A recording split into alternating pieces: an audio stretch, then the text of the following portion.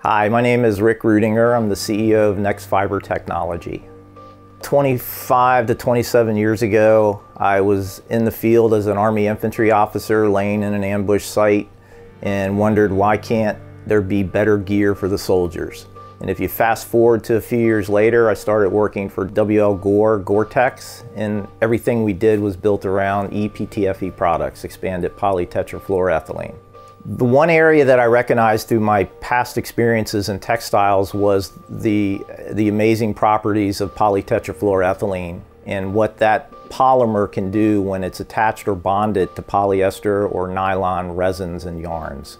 What I believe people were undervaluing or not appreciating was the role of friction and its role in textiles. One of the big problems with textiles that's kind of misunderstood is heat management. So when you look at role of PTFE, it deals with both of moisture, it deals with vapor, it deals with friction, and it's an amazing polymer when it's used in yarn form or in sock construction.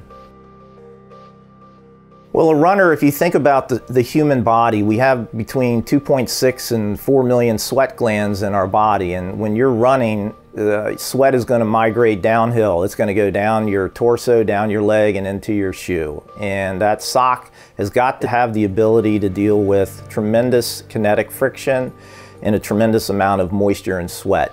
So when that fabric becomes very saturated or it's wetted out, it's going to create a higher contact angle, and that's one of the beauties of PTFE or Nano Glide, especially in a Thorlos sock, is going to cut down that friction. And that friction is going to come when that moisture is saturated that yarn, and PTFE, whether wet or dry, will cut down on that kinetic friction or contact angle. The bottom line is, on a 95-degree day with 100% humidity, you are going to be very sweaty. But the higher that contact angle and moisture in the foot, you're drastically going to reduce that coefficient of friction, which for the consumer or the runner in the Thorlos sock, that's going to mean more comfort and a longer day where you're not going to worry about the hot spots blistering and chafing on your feet. One of the amazing things that Thorlos was able to do in the construction of the sock was their team was able to use lighter weight deniers of yarn, and that created a sock that is lighter weight than their normal line. And that allowed them to also maintain the integrity in the construction of the sock and the durability. So they were able to lighten up the sock, they were able to reduce the friction but increase the durability, but they were also able to increase the moisture vapor in the amount that the sock will dry over a distance or an hour or 5 hours, whatever the event will be. So that means you're going to be concentrating on getting through your race on race day, and you're going to be less concerned about the performance of your gear. In other words, you're not going to worry about that sock rubbing your foot raw during a 50 or 100-mile race or a marathon. Most consumers out there today on a long run, many of them will make a poor choice. Some will have a $130 pair of running shoes and they've trained for months, but they make a poor decision in the choice of the sock. And the sock is a critical piece of gear, and the consumer really needs to look at that sock as probably the most critical piece of gear, because that's going to be what surrounds your foot or protects it. So in many instances, some consumers will choose wool or cotton, and there's nothing wrong with those yarns. But we do know in a synthetic yarn, you reduce that friction. It's also a little bit more hydrophobic and wicks faster. So if you think of the PTFE, the polytetrafluoroethylene particle attached to the nylon yarn, you're actually almost like putting that yarn on steroids, where you're giving it benefits of maximum wicking and drying and reducing that contact angle and friction. And during a long run, if you start to feel your skin tear down, your day's pretty much over. If you're in a Thorlos product, you know that it's going to do the job, and you can worry about your race and your performance and not the performance of your sock that day.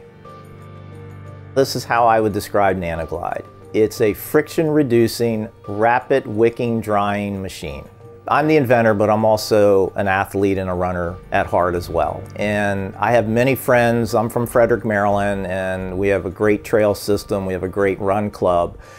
And you know, one of the things that I always have to do when I look in the mirror and I look at my friends is I have to make sure that we have made a product that stands up to our high standards of QA, QC, We're very proud of the fact that our product's made in the United States of America. We're very proud that we do a lot of in vitro and in vivo testing in that product. So I know as a runner myself those benefits, but nothing's more rewarding than going out into your local community where athletes appreciate what you've done. And it's the same thing in a Thorlos product, because at the end of the day, the only person that really matters is the consumer. Has the consumer had a good experience? And what they were able to do with their new lightweight sock with PTFE Nano Glide in the heel and the toe is they were able to lighten that product up substantially for that elite athlete. And I don't mean only elite. Don't get me wrong, if you're a weekend warrior, that you're a runner, you need as much performance as the elite athlete.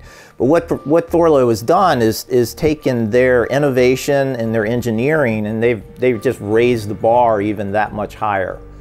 And I think that's something that I want the consumers to understand, that it's just not a sock. It's a technical piece of gear.